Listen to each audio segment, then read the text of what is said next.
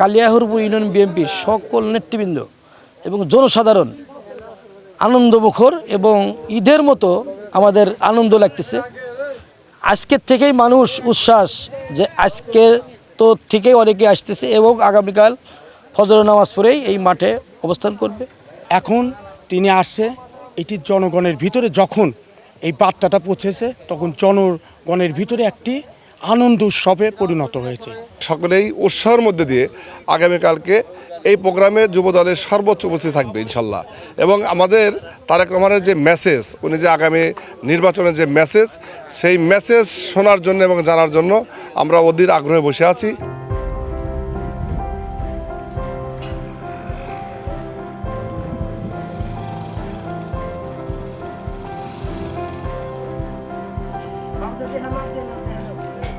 আমরা আশা করি বিচিত্র নগরী এটা কানায় কানায় ভরে যাবে এবং সবাই স্বতঃস্ফূর্তভাবে এই আগামীকালকে প্রোগ্রামে অংশগ্রহণ করবে। আমাদের ছাত্রদলের অসংখ্য নেতাকর্মী স্বেচ্ছাসেবক হিসেবে মাঠ পর্যায়ে কাজ করবে, রাস্তায় নিরাপত্তা প্রহরী হিসেবে কাজ করবে এবং সমাবেশ স্থলে স্বেচ্ছাসেবক হিসেবে কাজ করবে, যেন এখানে কোনো ধরনের বিশৃঙ্খল পরিবেশ সৃষ্টি না হয়।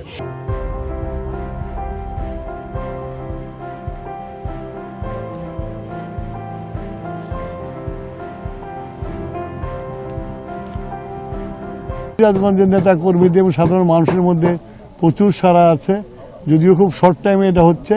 আমি আশা করি আগামীকালকে এই জায়গাটা মানুষে ভরে যাবে, একটা জনসমুদ্রের সৃষ্টি হবে।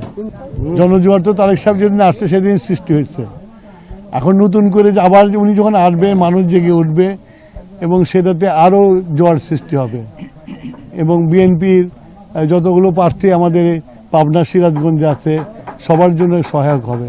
মানুষ এক নজর জনাব তারেক রহমানকে দেখতে চায় এবং তারেক রহমান নতুন বাংলাদেশ নির্মাণের যে বক্তব্য দিচ্ছেন, যেটি উনি বলছেন আমার আগে আমরা, আমাদের আগে দেশ, সবার আগে বাংলাদেশ, এই স্লোগানটি শোনার জন্যই সিরাজগঞ্জ জেলার প্রতিটি কর্নারের মানুষ এই জনসভাস্থলে আসবে ইনশাআল্লাহ। এখানে সমাবেশ হবে, সেটা আমরা পুলিশ সুপার স্যারের নেতৃত্বে আমরা পরিদর্শন করেছি এবং এখানে কী ধরনের নিরাপত্তা ব্যবস্থা নেওয়া যায় আমরা এটা দেখে এসেছি এবং আমাদের ফোর্সও সহ বিভিন্ন ডিউটি যে দায়িত্ব বন্টন হয় সেটাও অলরেডি হয়ে গিয়েছে।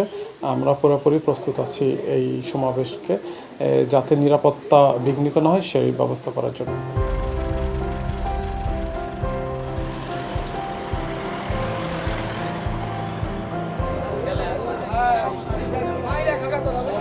মানে